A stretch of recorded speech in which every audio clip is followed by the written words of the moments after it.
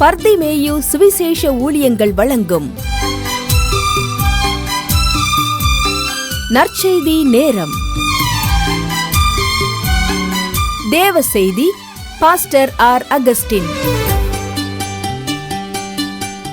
இந்த நாளில் உங்களோடு நான் பேசி வருகிறேன். வீடு தாங்கள் மாத்திர தேசத்தின் நடுவிலே வாசமாயிருக்கும்படி வீட்டோடு வீட்டையும் வயலோடு வயலையும் கூட்டுகிறவனுக்கு ஐயோ. ஆனால் இன்னைக்கு மனுஷனுக்கு மண்ணாசை போயிருக்கா? இல்லை, ஒன்றும் போக மாட்டேங்குது. கடைசி வரைக்கும் மண்ணுக்கு போகிற வரைக்கும் மண்ணாசை இருக்கு. எனக்கு கண்பாருளே, அன்னைக்கு ஒரு அம்மா சொல்கிறாங்க, பிரதர் நாங்கள் சின்ன வீடு பிரதர், ஒரு 2 சென்டில் கட்டியிருக்கோம், ஆனால் இவங்களை நிம்மதியாக இருக்க விட மாட்டேன்றாங்க. ஏன்னா நான் ஒருத்தர் தான் இந்த இடத்துல ஆண்டவர் அறிஞ்சவர் இருக்கிறேன்.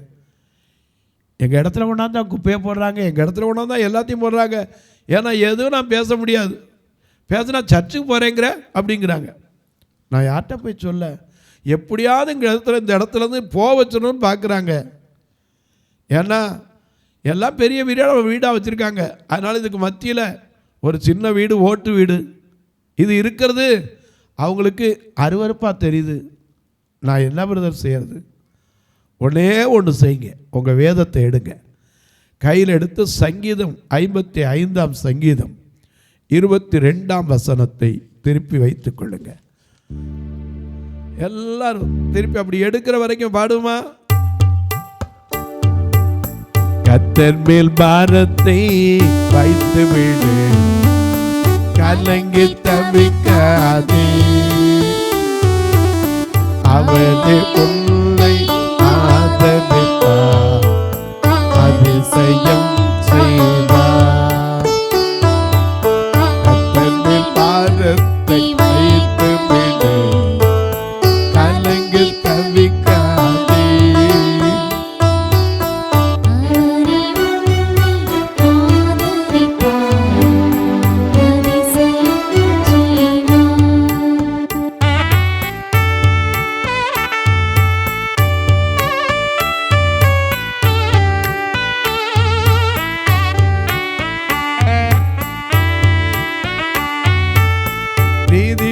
தள்ளாட விடமாட்டான், நித்தமும் காத்து நடத்திடுவான். நீதிமா தள்ளாட விடமாட்டான், நித்தமும் காத்து நடத்திடுவான். கர்த்தர் மேல் பாரத்தை வைத்து விடு, கலங்கி தவிக்காதே.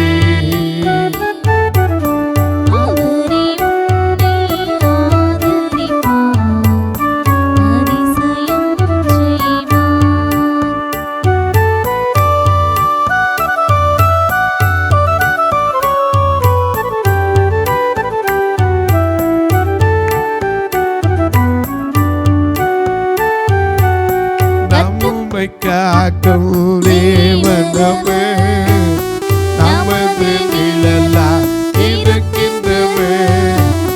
நம்மை காக்கும் தேவனமே, நமது நிழலாய் இருக்கின்றவே. கர்த்தர் மேல் பாரத்தை வைத்து விடு, கலங்கி தவிக்காதே. அவரே நம்மை ஆதரிப்பார், அதிசயம் செய்வார்.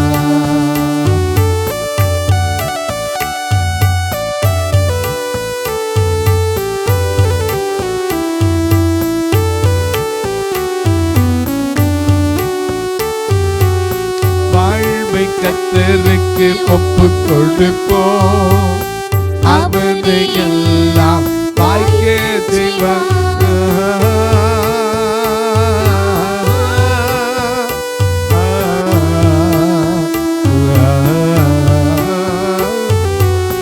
வாழ்வை கர்த்தருக்கு ஒப்புக் கொடுப்போம், அவரை எல்லாம் வாழ்க்கை செய்வார். கர்த்தர் மேல் பாரத்தை வைத்து விடு, கலங்கி தவிக்க உன்னை ஆதரிப்பார், அதிசயம் எல்லாம் எடுத்திருப்பீங்க.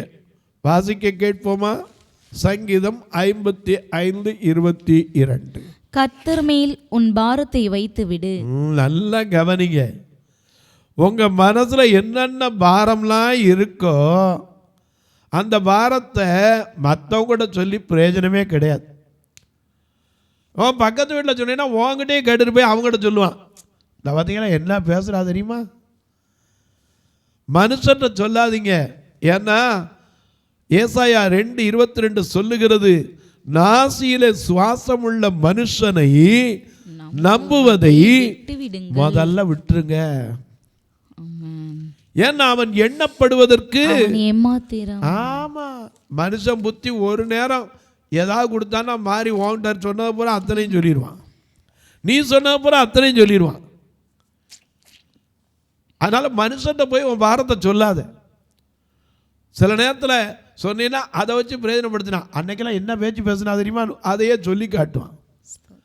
தயவு செய்து மனுஷன்ட்ட போய் உங்கள் கவலைகளை சொல்லி வீணா என்ன செய்யாதீங்க, மாட்டிக்கொள்ளாதீங்க.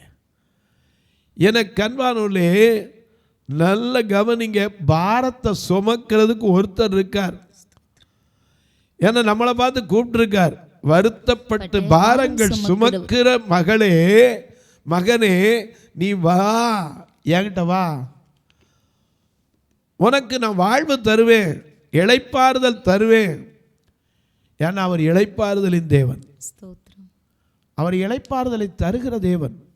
நேற்று செய்தியில் முந்தா நாள் செய்தியில் கூட நான் சொன்னேன், இளைப்பாறுதல் தருகிறார். அப்போஸ்தலர் 3:19 நாம் வாசிக்கும் போது அவர் என்ன செய்வாராம்? அப்போஸ்தலர் 3:19 பாருங்க, மிக அழகா நமக்கு எழுதி வச்சிருக்கார். ஆனபடியினாலே கர்த்தருடைய சன்னிதானத்தில் இருந்து இளைப்பாறுதலின் காலம், இளைப்பாறுதல். ஏன்னா இளைப்பாறுதல் தரும் தேவா, கழித்தோரை தேற்றினீரே.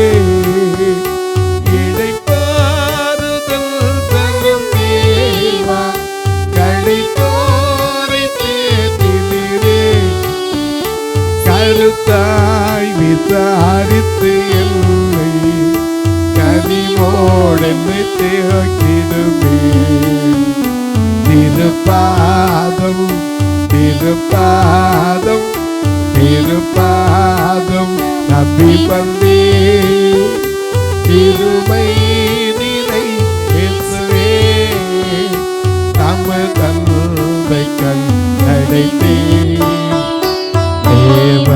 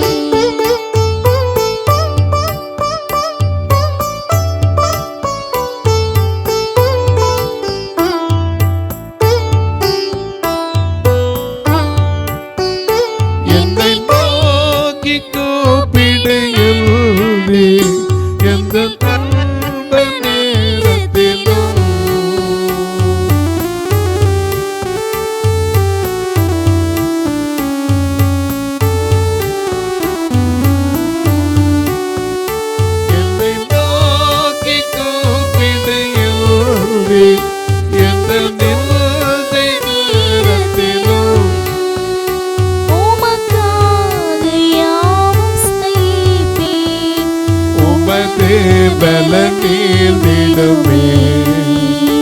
உமக்காக யாவும் சகிப்பே. உமது பலனீர்ந்திடுமே.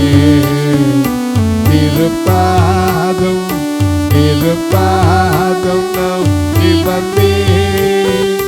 கிருபை நிலை இயேசுவே, தம தன்மை கண்டே. தேவ சமூகத்திலே தம தன்மை கண்டே. சமூகத்திலே இளைப்பாறுதல் தருகிற தேவன். அவர்கிட்ட சொல்லுங்க, நாபோத்து ஏழை. இவன் வழக்கு யார்கிட்ட சொல்ல முடியும்? ஏழை சொல்லி எடுபடுமா? இன்னைக்கு எத்தனையோ பேர் ஃபோனில் சொல்லுங்க, பிரதர் நான் போய் என் பிரச்சனையை சொல்லி சொல்லி பார்க்குறேன், யாரும் கேட்க மாட்டேன்றாங்க. ஏன்னா யாரும் கேட்காம இருக்கலாம், ஆனால் ஒருவர் சொல்லி இருக்கிறார், என்னை நோக்கி கூப்பிடுங்க, நான் உனக்கு மறு உத்தரவு கொடுப்பேன் இருக்கார், பதில் கொடுப்பேன் இருக்கார். சங்கீதம் 32 தாவீது சொல்லுகிறான், என்ன சொல்லுகிறான்? என் தேவனாகிய கர்த்தாவே, உம்மை நோக்கி கூப்பிட்டேன், உம்மை நோக்கி கூப்பிட்டேன், குணமாக்கினீர். ஆமா, வியாதியை குணமாக்குவார், உனக்கு வழக்கில் நியாயம் செய்வார், நீதி செய்வார். ஏன்னா நாபோத்து யார்கிட்ட சொல்ல முடியும்? கொஞ்சம் யோசிச்சு பாருங்க. அதிகாரம் ராஜாட்ட இருக்கு, அதிகாரம் யார்கிட்ட இருக்கு? ராஜாட்ட இருக்கு.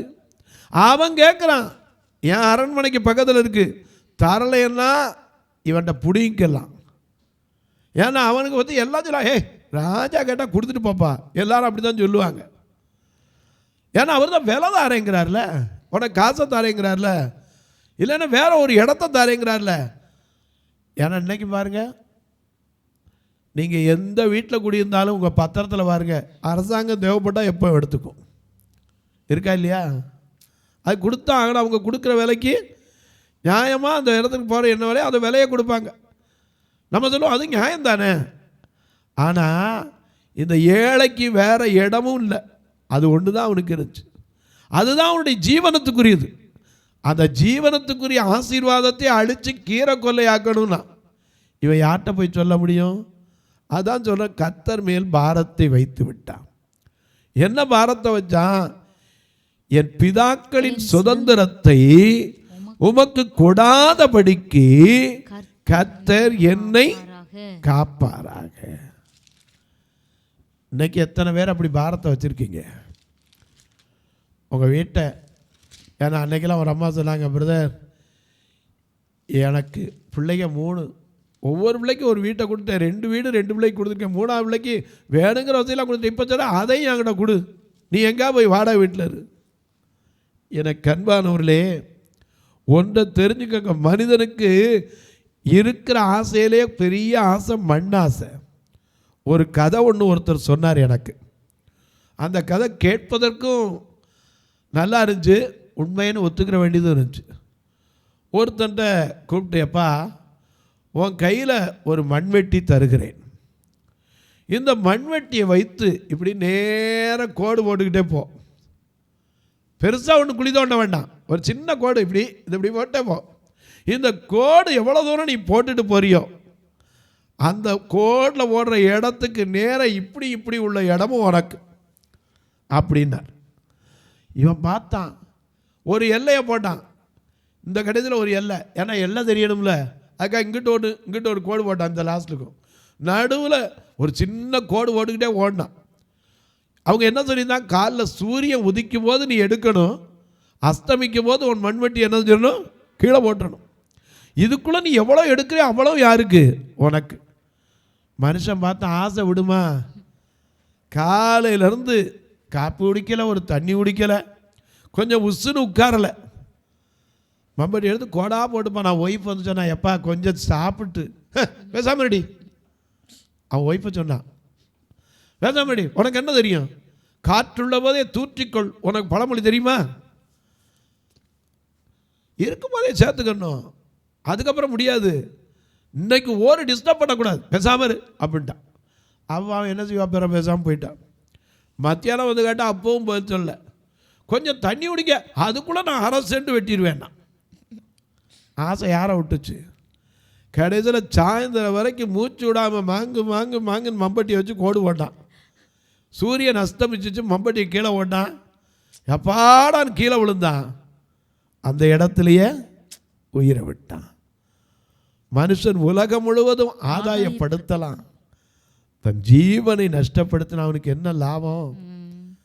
எனக்கு அன்பானே, உலகோர் உன்னை பகைத்தாலும் உண்மையாய் அன்பு கூறுவாயா? உலகோர் உன்னை பகைத்தாலும் உன்னைய அன்பு கூறுவாயா. போற்றார் உன்னை வெறுத்தாலும் ஊழியம் செய்ய வருவாயா. உந்தனின் ஊழியம் செய்வாயா. உனக்காக நான் மரித்தேனே, எனக்காக நீ என்ன செய்தாய். உனக்காக நான் மரித்தேனே, எனக்காக நீ என்ன செய்தாய்.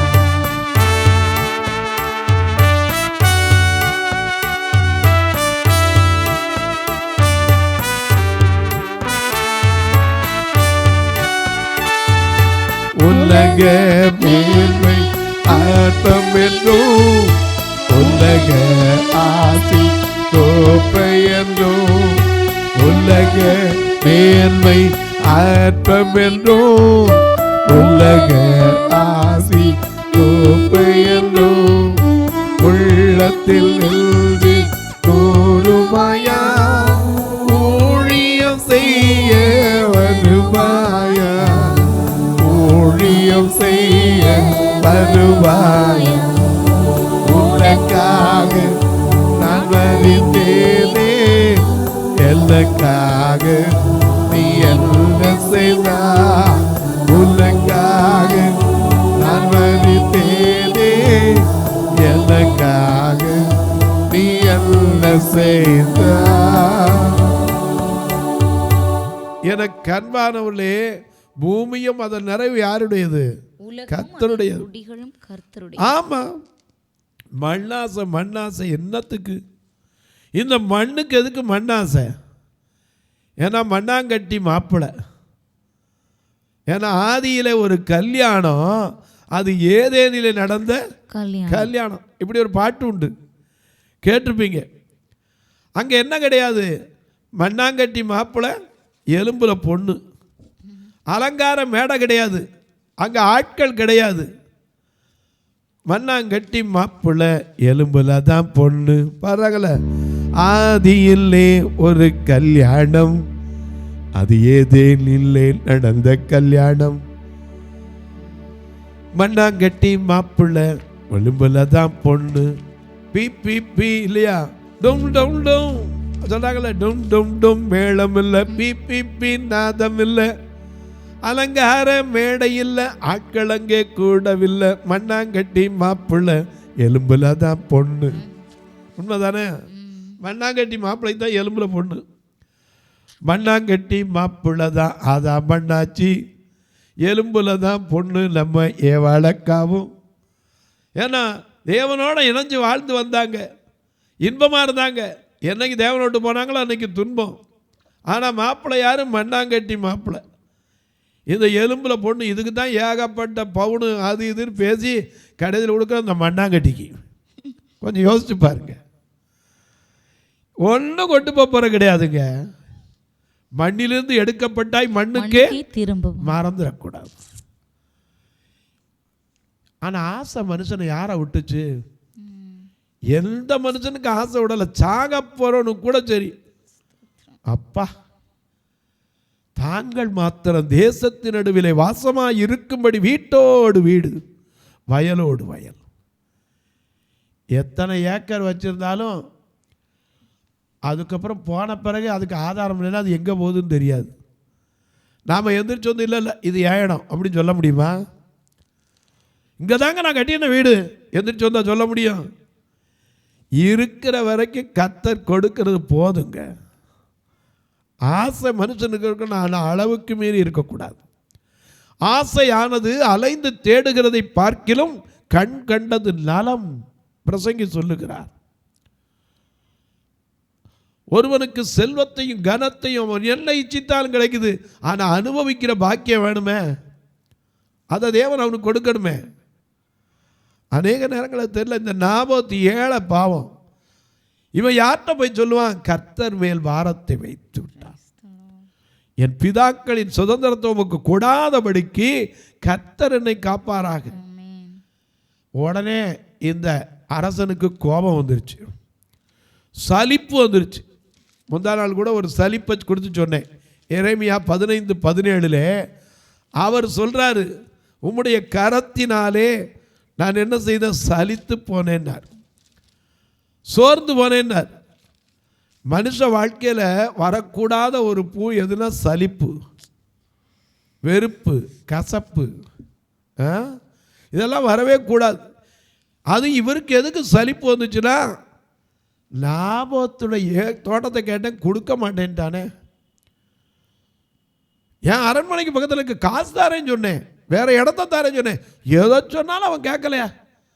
போய் வீட்டில் சாப்பிடாம உட்காந்துக்கிட்டார். இவன் மனைவி பையன் வந்து கேட்டா, என்னையா நீர் சாப்பிடாம உட்காந்துருக்கீரு, என்ன விஷயம்? நிறைய பேர் வீட்டில் கேட்குறதே கிடையாது, சாப்பிட்டா என்ன சாப்பிடாட்டி என்ன.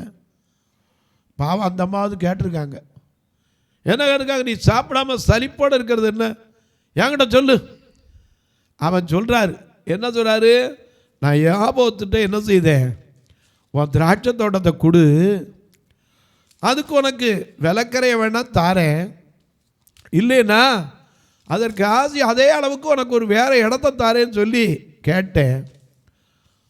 ஏன்னா அது திராட்சை தோட்டம் நம்ம அரண்மனை கிட்ட இருக்குது, நம்ம கீரை கொள்ளை ஆக்கிடலாமன்னு கேட்டேன்.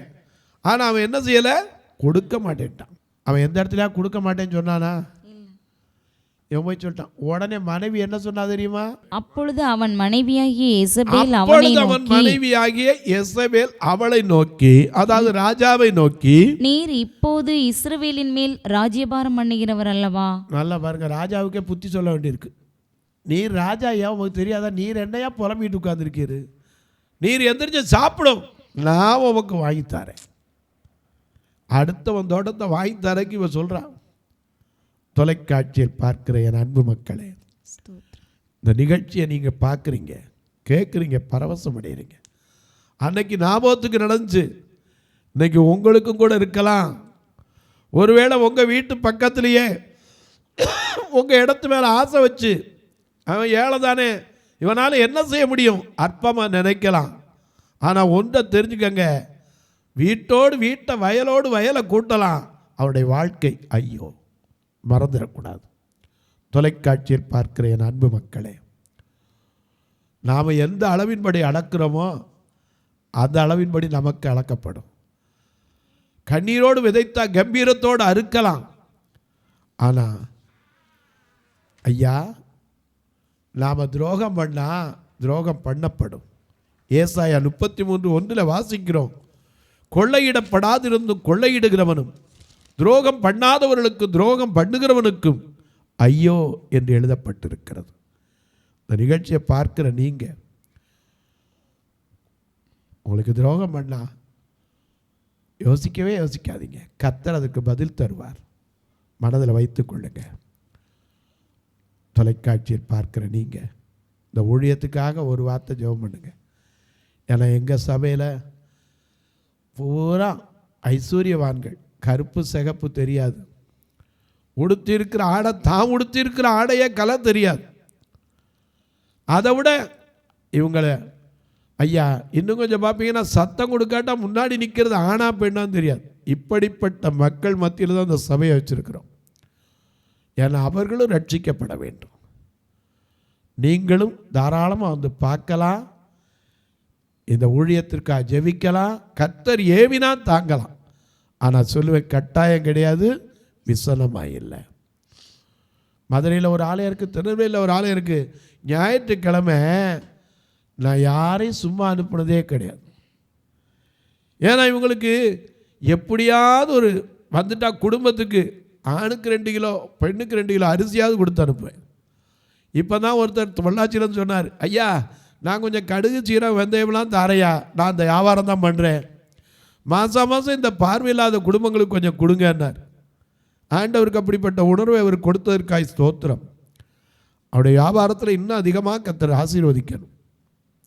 இந்த மாதத்துலேருந்து தான் அந்த காரியத்தை கூட செய்ய போகிறோம். நீங்களும் ஒரு வேளை உங்கள் தொழிலில் இப்படிப்பட்ட மக்களுக்கு உதவ வேண்டும் என்று கர்த்தர் உங்களை ஏவினால், பணமாக தான் கொடுக்கணும்னு கிடையாது, பொருளாகவும் நீங்கள் கொடுக்கலாம்.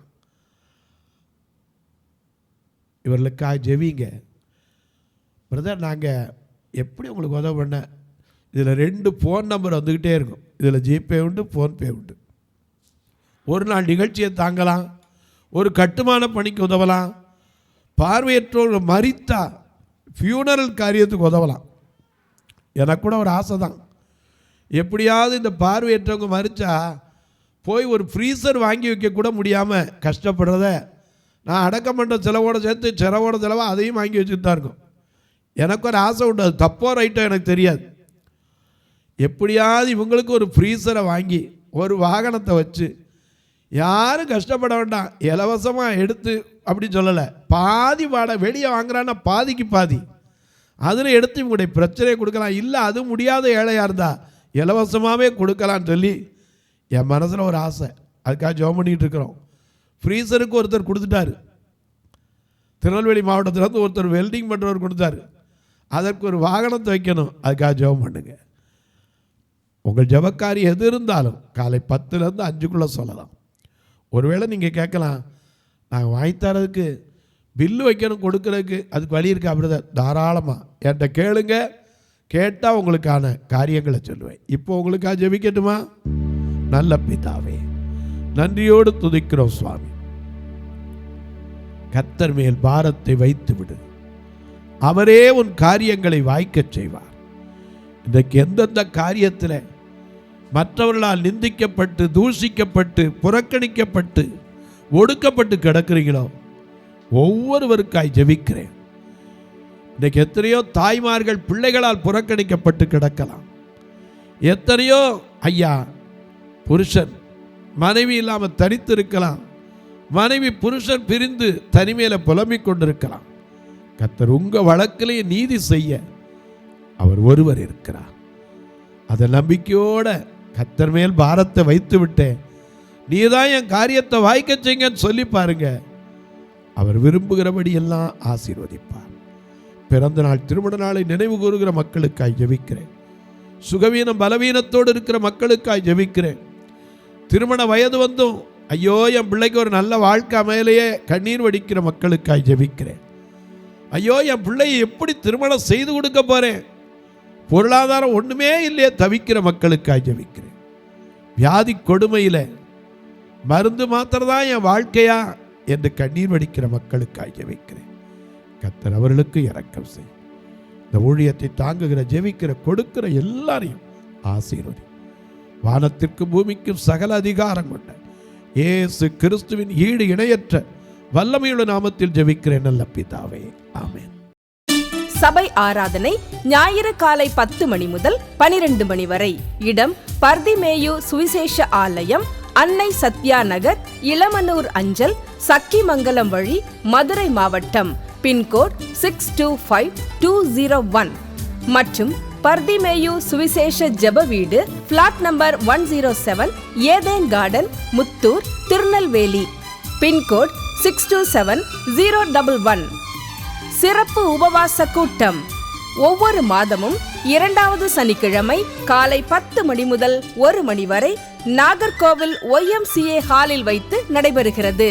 மற்றும் ஒவ்வொரு மாதமும் 4வது சனிக்கிழமை காலை 10 மணி முதல் 1 மணி வரை திருநெல்வேலி புதிய பேருந்து நிலையம் அருகில் உள்ள கிரேஸ் ஹாலில் வைத்து நடைபெறுகிறது. எங்கள் எல்லா ஆராதனைகளிலும் கலந்து கொண்டு தேவனை மகிமைப்படுத்த அன்பாய் அழைக்கிறோம். உங்கள் உதாரத்துவமான காணிக்கைகளினால் இவ்வூழியத்தை தாங்க விரும்பினால் R Augustine, account number 5021364331, IFSC code IDIB 000B066, Indian bank, BP Kulam, Madurai. GPay number 9842181917, BGM ministries மற்றும் 9442559772, பிளைண்ட் மினிஸ்ட்ரீஸ் அகஸ்டின். உங்கள் தொடர்புக்கு பாஸ்டர் ஆர் அகஸ்டின், பர்திமேயு சுவிசேஷ ஊழியங்கள், நாகமலை, புதுக்கோட்டை, மதுரை 625019. தொலைபேசி எண்கள் 9842181917 மற்றும் 9442559772. கர்த்தர் தாமே உங்களை ஆசீர்வதிப்பாராக.